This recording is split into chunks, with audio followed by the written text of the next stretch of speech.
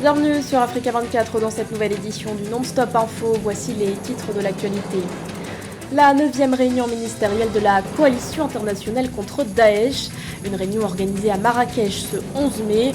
Avec ce rendez-vous, le Maroc se montre déterminé à jouer un rôle majeur dans la lutte contre le terrorisme. J-3 avant l'élection présidentielle en Somalie. Le chef de l'État sera désigné ce 15 mai par les parlementaires. Un scrutin pour lequel 39 candidatures ont été enregistrées. Et puis comment assurer l'indépendance éditoriale des rédactions en temps de crise? C'est une des réflexions qui a été au cœur de la convention des médias africains qui s'est tenue début mai en Tanzanie. Les détails à suivre dans ce journal.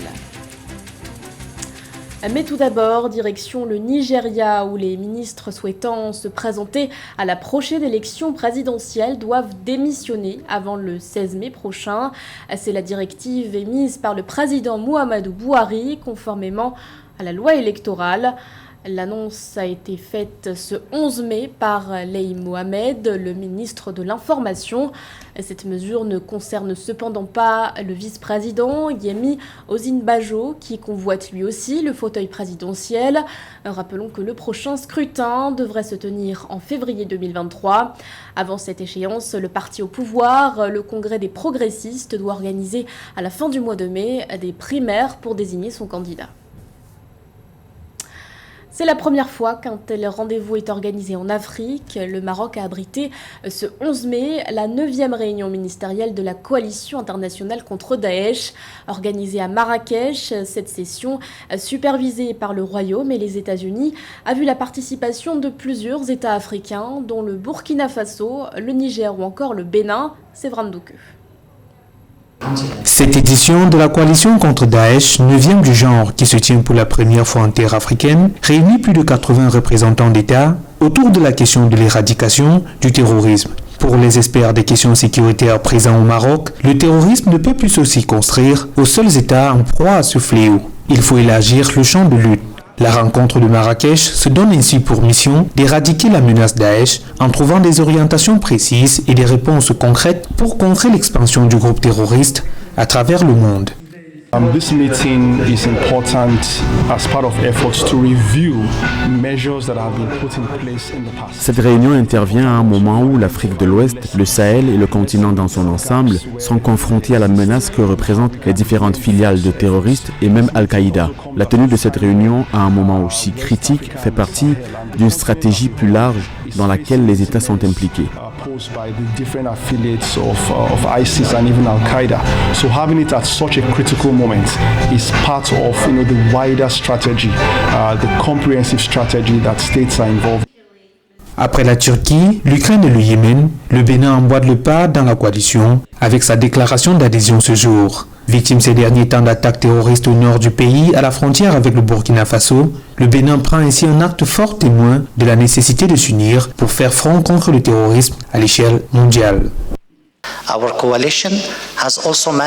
Notre coalition a également réussi à s'élargir et je voudrais souhaiter la bienvenue au Bénin qui nous rejoint aujourd'hui en tant que 86e membre de la coalition mondiale. Le nombre sans précédent de pays d'Afrique et d'Asie participant à cette réunion en tant qu'observateurs est entre autres multiplicateur de force pour atteindre nos objectifs. Selon l'Observatoire international pour l'étude du terrorisme, le nombre d'attaques terroristes meurtrières dans le monde s'est chiffré à 2193 en 2021. L'Afrique de l'Ouest à elle seule représentant 47% de ces attaques d'après la même source.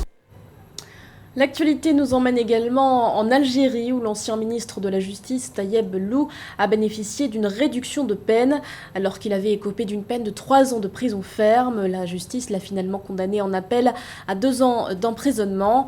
Une sentence prononcée ce mercredi 11 mai par la Cour d'Alger.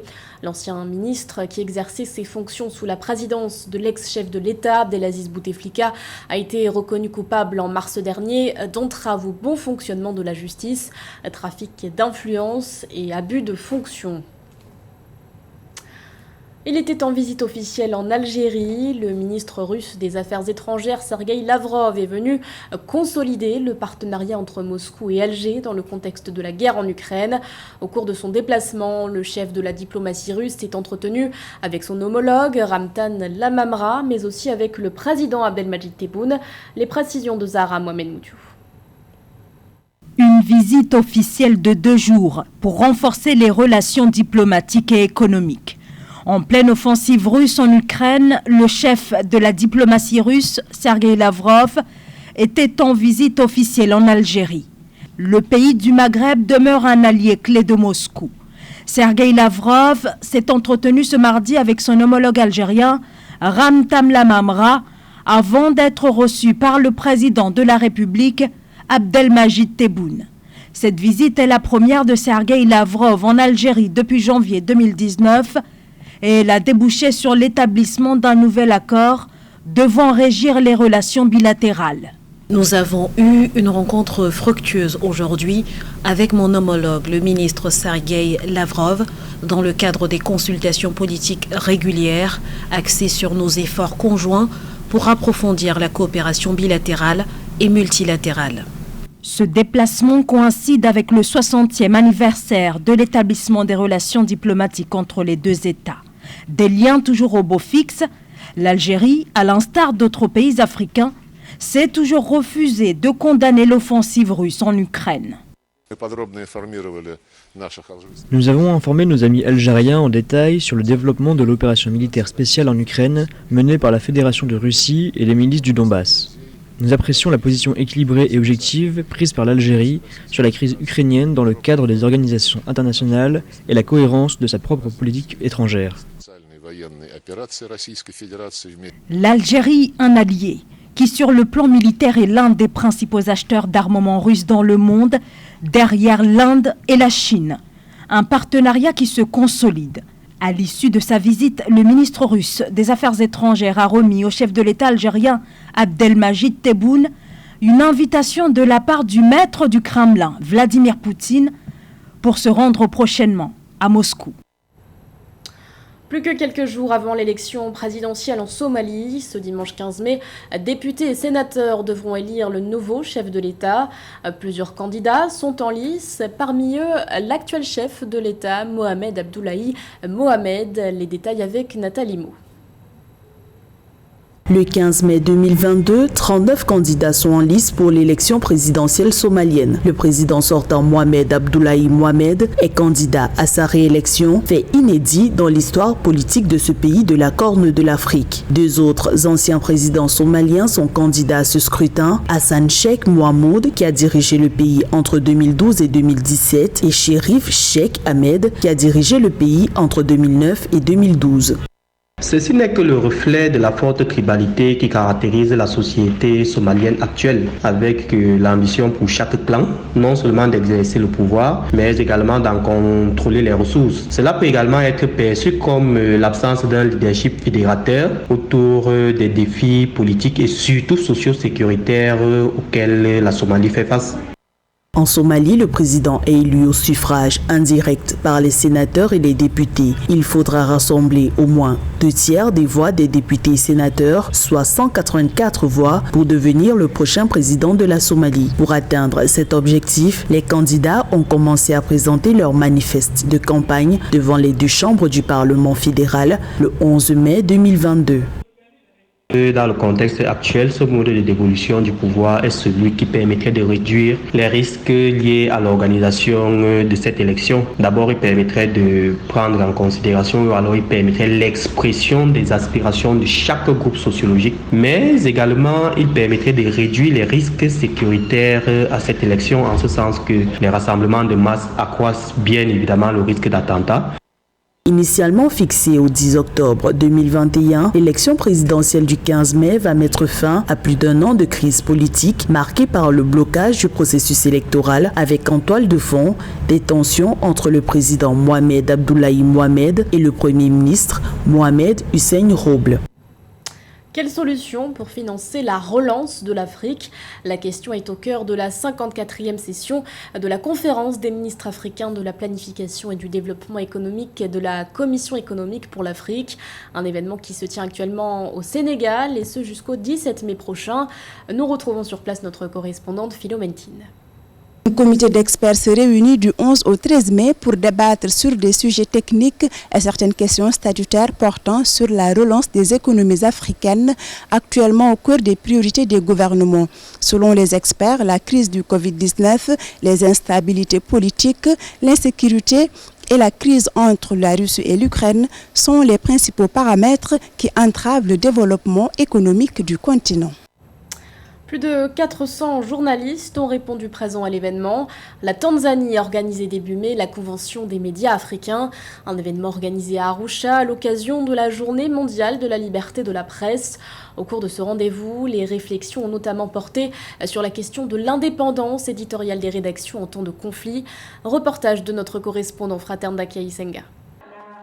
Comment garder l'indépendance éditoriale dans des situations de crise sanitaire? Voici l'un des thèmes qui a meublé les discussions des journalistes lors de la Convention des médias africains qui s'est tenue à Arusha en Tanzanie dans le cadre de la célébration de la Journée mondiale de la liberté de la presse le 3 mai. L'impartialité, c'est un principe et un choix des plus difficiles qu'un journaliste doit faire, selon Brice Landry, journaliste de la radio en République centrafricaine. Nous avons une grille que nous appelons une grille de crise. Lorsque il y a une crise qui survient dans le pays, on essaie de voir qu'est-ce qu'il faut faire, qu'est-ce qu'il ne faut pas faire, comment faire pour rester impartial, pour rester neutre et pouvoir donner une bonne information aux centrafricains. Et c'est ce que nous faisons, nous arrivons à le faire jusqu'à aujourd'hui. On essaie tout simplement d'éviter d'avoir un parti pris, de ne pas dans un camp contre un autre. Madagascar est le premier pays africain qui connaît ouvertement une crise humanitaire causée par le changement climatique, selon le Fonds des Nations Unies pour l'enfance, UNICEF. Tsant est une jeune journaliste, rédactrice en chef adjointe d'une radio pour les jeunes. Comme nous, on travaille particulièrement pour les jeunes, donc nos émissions sont destinées principalement pour les jeunes. C'est vrai qu'on aura plutôt tendance à prioriser les jeunes dans nos reportages et dans notre démarche journalistique, c'est-à-dire comment ils vivent la situation, quels sont les impacts de la situation sur eux, quelles sont leurs attentes.